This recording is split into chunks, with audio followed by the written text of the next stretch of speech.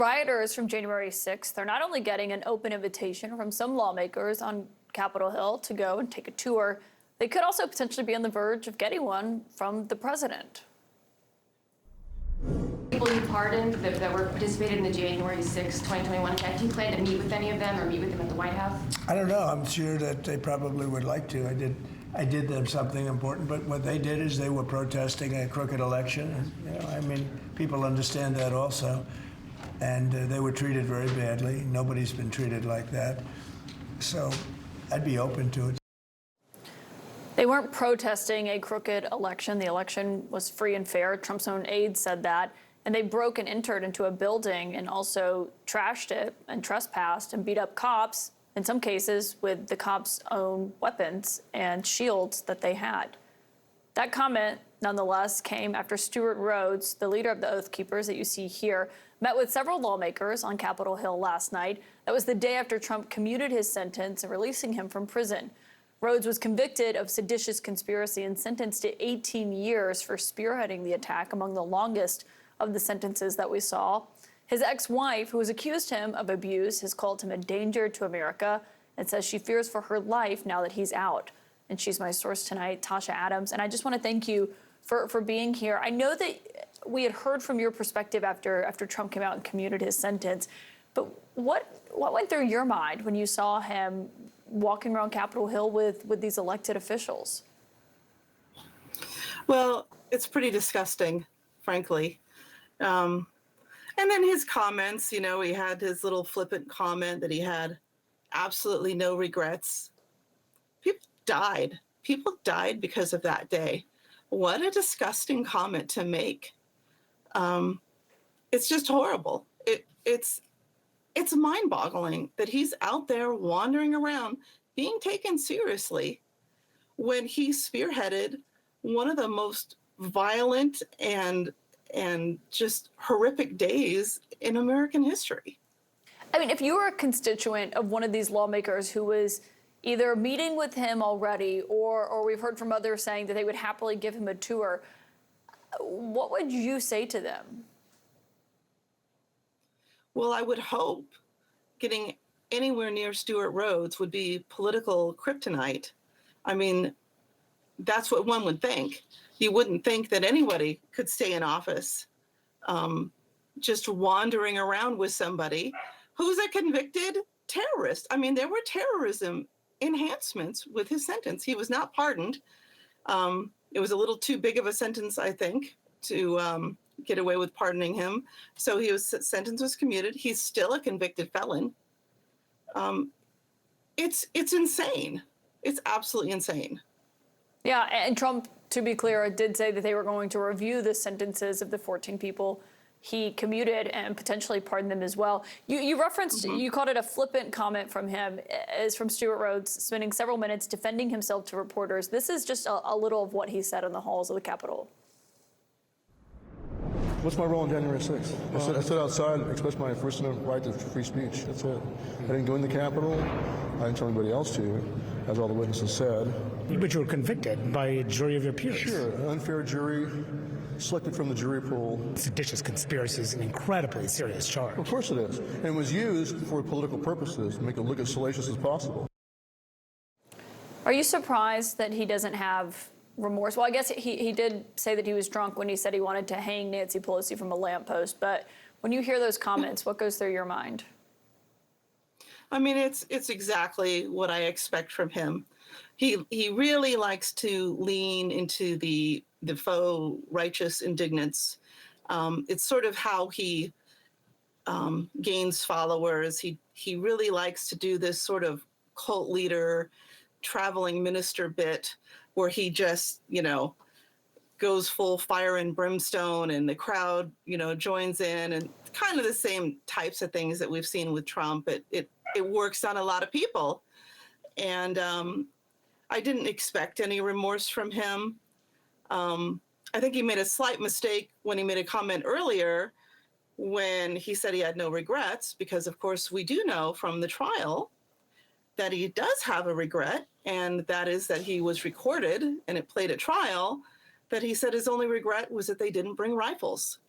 So that was a bit of a misspeak, I think, on his part. But his lack of remorse, I mean, that's just him. And his doubling down, that's also him. Tasha Adams, I know this has been a difficult week for you. Thank you for joining us to share your perspective. Out front now, Jackson Reffitt. He turned his father, Guy, into the FBI for participating in the insurrection. And Guy Reffitt was released from prison yesterday after Trump pardoned him. He had been in the process of serving a more than 7-year sentence. This is a video right now of Guy, your father, Jackson. And so, you know, I know you've seen this video. When we spoke on Monday, it was just moments before your father was pardoned. And you said you didn't want him pardoned, and now you see him. You see him there. He is out of prison. How are you feeling tonight, and what's it like to see him coming out? I mean, I love my father, and I want what's best for him. And in my final letter to the judge in his sentencing, all I asked for was, you know, mental health coverage for him while he's in prison, and he denied it in the process. And that was hard on its own, but, you know, stepping out of prison and basically falling to the arms of a more far-right extremism into this country, more radicalized than when he went in, that I've witnessed, is very saddening to witness. And because I thought it got better at one point, but now he's fallen to the same kitchen as Stuart Rhodes. And I'll be a lot more gentle than Michael Fanone put it, but you know, that's not okay.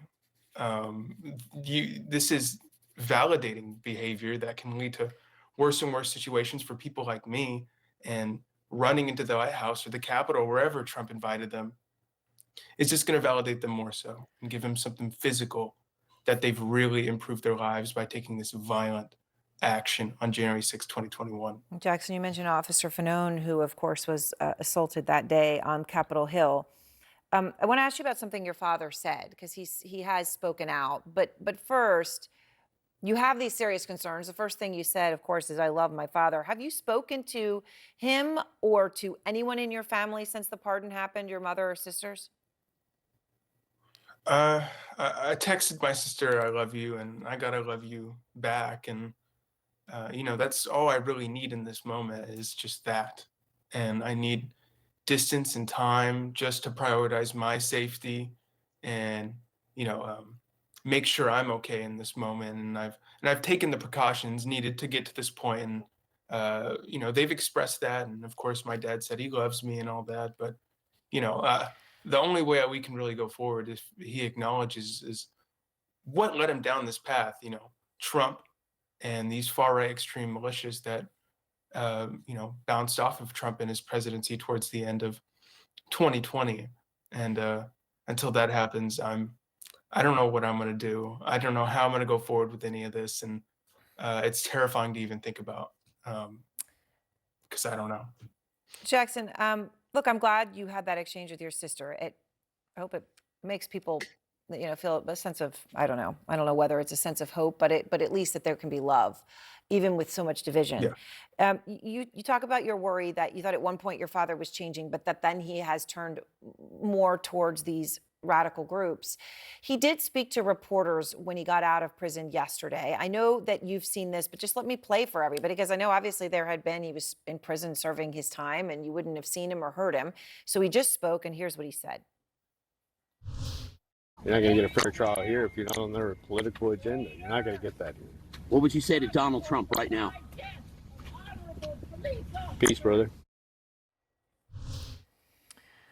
So what do you hear when you hear that? I mean, obviously he's not remorseful at all at this point.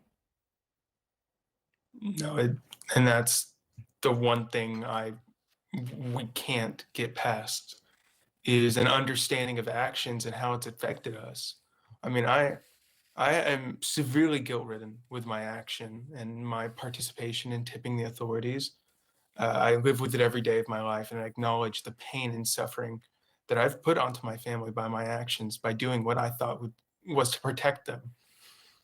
But, you know, my father steps out of jail and says, "Peace, brother," to the guy that basically threw him in that jail cell and led him up that Capitol without even knowing his name or who he was. and now Donald Trump has reached his hand out and reached out to my father and is giving him everything he ever wanted. And I don't know what my dad's going to do in return. Jackson, thank you very much. It's good to talk to you again. No, thank you so much.